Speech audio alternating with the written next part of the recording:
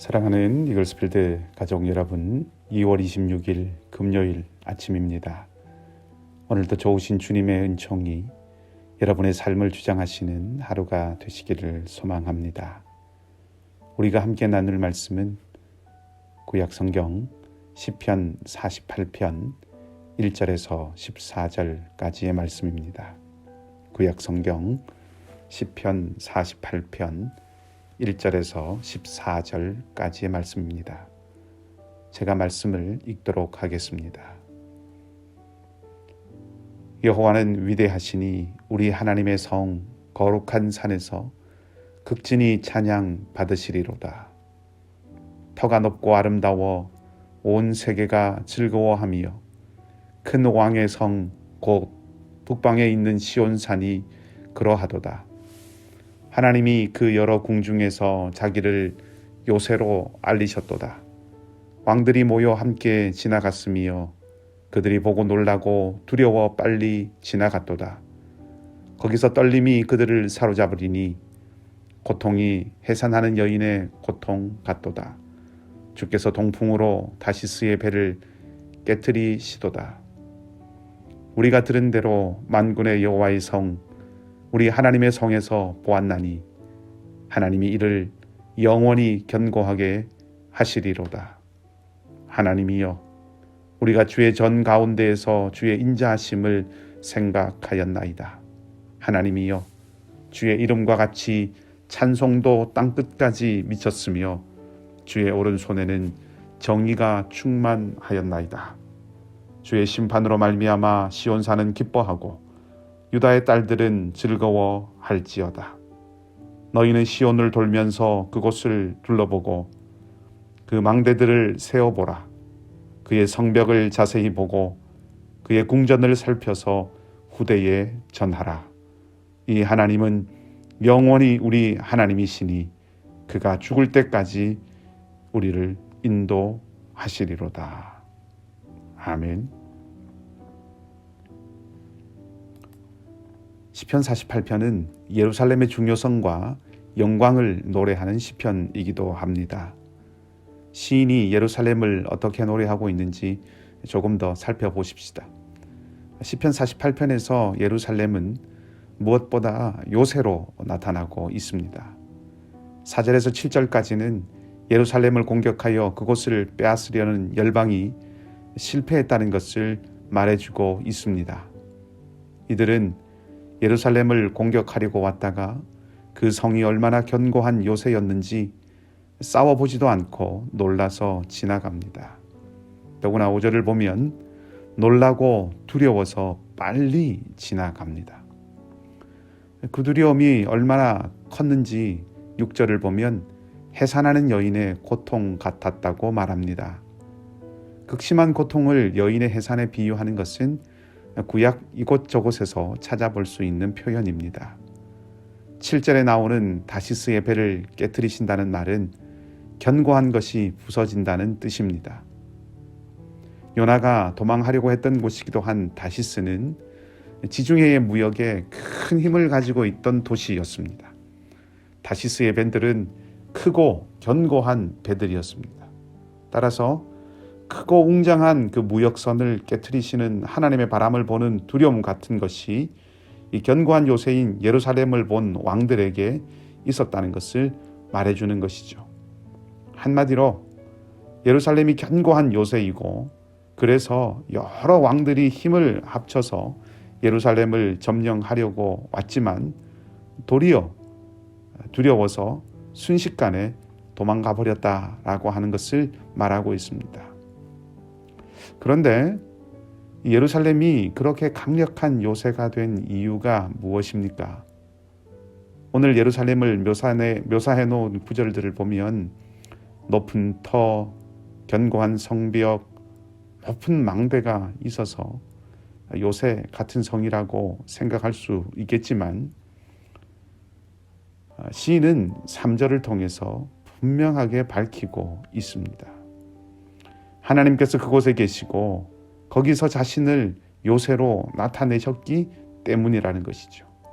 성벽과 망대가 아니라 하나님이 요새가 되십니다. 그의 백성은 보호하고 대적은 물러가게 하는 견고한 요새는 하나님 자신입니다. 8절에서 11절 말씀까지는 그 예루살렘을 찾아온 순례자들의 고백이라고 볼 수 있는데, 우선 순례자들은 우리가 들었던 것처럼 예루살렘이 견고하고 높고 아름다운 성인데 하나님께서 영원토록 이 성을 견고하게 하실 것이라고 고백합니다. 성은 같은 성이죠. 같은 예루살렘인데 열방의 왕들에게는 그 성이 두려움이 되었고 순례자들에게는 미래를 향한 확신과 소망이 되고 있는 것을 볼 수 있습니다. 9절에는 예루살렘 성을 보았던 그 순례자들이 성전에 들어온 모습입니다. 거기서 하나님께 이야기하죠. 한 가지 인상적인 것은 이것입니다. 하나님이여, 우리가 주의 전 가운데서 주의 인자하심을 생각하였나이다. 9절은 순례자들이 성전 한가운데서 하나님의 인자하심을 곰곰이 헤아려 본다고 말하고 있습니다. 하나님의 언약, 하나님의 실패하지 않는 신실한 사랑에 대해서 묵상하고 있습니다. 성전은 하나님을 묵상하는 곳입니다. 예배는 하나님을 만나는 자리입니다. 하나님을 찾는 사람이 찾아가는 곳이 성전이고 하나님을 만나려고 하는 사람이 드리는 것이 예배입니다. 여기에 신앙의 신비가 있습니다. 순례자들을 한번 생각해 봅시다. 삶의 고달픔이 어찌 없었겠습니까? 인생의 문제가 어찌 없었겠습니까? 근심이 없고 걱정이 없어서 예루살렘으로 길을 떠난 것이 아니겠지요. 오는 길은 또 어떠했겠습니까? 며칠을 걸어야 했고 잠자리도 아늑하지 않았겠지요. 불편함이 있었을 것입니다. 이들이 성전에 들어와 예배하고 기도할 때 그들의 삶의 고달픔을 생각한다면 하나님의 인자하심을 고백하기 힘들 수도 있습니다. 그런데 이들이 성전 한가운데서 성전의 가장 중심이 되는 곳에서 오롯이 하나님께 집중하고 있지요. 그것이 새 힘을 얻게 되는 원천이기 때문입니다. 하나님 안에서 이들은 다시 힘을 얻습니다. 10절과 11절 말씀이 그것을 말해주지요. 이들은 하나님의 이름과 찬송이 땅 끝까지 미쳤다고 고백합니다. 땅 끝은 물리적인 장소일 수도 있지만 고달픈 자신들의 삶의 현장일 수도 있습니다. 지금 어려움과 고민이 가득한 자신들의 삶의 자리일 수도 있다는 말씀입니다. 그 자리, 어려움과 고민이 가득했던 그 자리에 있었을 때는 깨닫지 못했는데 지금 하나님 앞에 와서 하나님을 깊이 묵상하니 바로 그 고난의 자리도 하나님이 찬송 받으실 자리가 된다는 것을 알게 된 것이죠. 환난이나 고난이 마지막이 아니라 찬송이 마지막이 되는 그런 자리라는 것을 깨닫게 된다는 것입니다. 왜 그렇습니까? 이들은 하나님의 정의가 살아있다는 것을 다시 확인하게 되었기 때문에 그렇습니다. 하나님의 백성과 이방 사이에서 판단하셔서 공의롭게 정의롭게 행하시고 하나님의 백성들에게 기쁨을 주시는 분이 하나님이심을 확신하게 되기 때문에 그렇습니다. 그래서 이들은 이제 예루살렘을 둘러보면서 이 성이 견고하듯이 하나님이 영원히 우리의 하나님이 되신다고 고백하는 거죠. 그리고 힘을 얻고 삶의 자리로 돌아갑니다. 예루살렘을 치러 왔던 왕들은 두려움 속에서 도망쳤고 순례길을 걸어왔던 이들은 기쁨과 소망을 안고 돌아갑니다. 많은 분들이 애창하시는 찬송가 438장의 후렴의 마지막 소절은 주 예수와 동행하니 그 어디나 하늘나라 이렇게 고백하고 있습니다. 이것은 그저 마음의 평안이 아닙니다. 하나님은 마음의 하나님만이 아니시기 때문입니다. 하나님은 온 땅의 주인이시며 온 세상의 통치자이십니다. 그 어디나 하늘나라라는 고백은 하나님이 요새가 되시고 하나님이 정의를 보여주시며 하나님이 회복시키시고 하나님께서 소망이 되신다는 선언입니다. 하나님이 계신 그곳은 하나님의 대적자들에게는 요새와 같이 두려움을 주는 곳이 되고 하나님을 찾는 자들에게는 기쁨과 소망의 자리가 되는 것입니다. 요새가 되시고 기쁨과 소망의 근원이신 그 하나님 안에서 오늘도 믿음으로 승리하는 복된 하루가 되시기를 주님의 이름으로 축복합니다. 기도하겠습니다.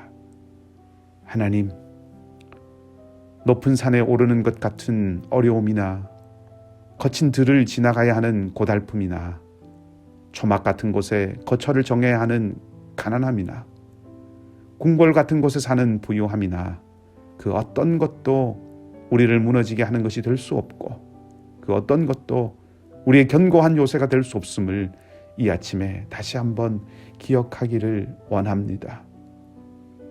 오직 하나님이 견고한 요새가 되시고 인생의 모든 도전과 시련 앞에서 우리를 지키시고 보존하실 수 있으시며 오직 하나님만이 우리의 삶의 힘과 소망과 기쁨을 회복시키실 수 있는 분이심을 견고하게 붙들고 살아가는 이 하루가 되게 하여 주시옵소서. 성전의 깊은 곳에서 하나님을 깊이 묵상함으로 하나님의 영광을 보았던 순례자들의 삶이 하나님 바로 우리의 인생 여정이 되기를 원합니다.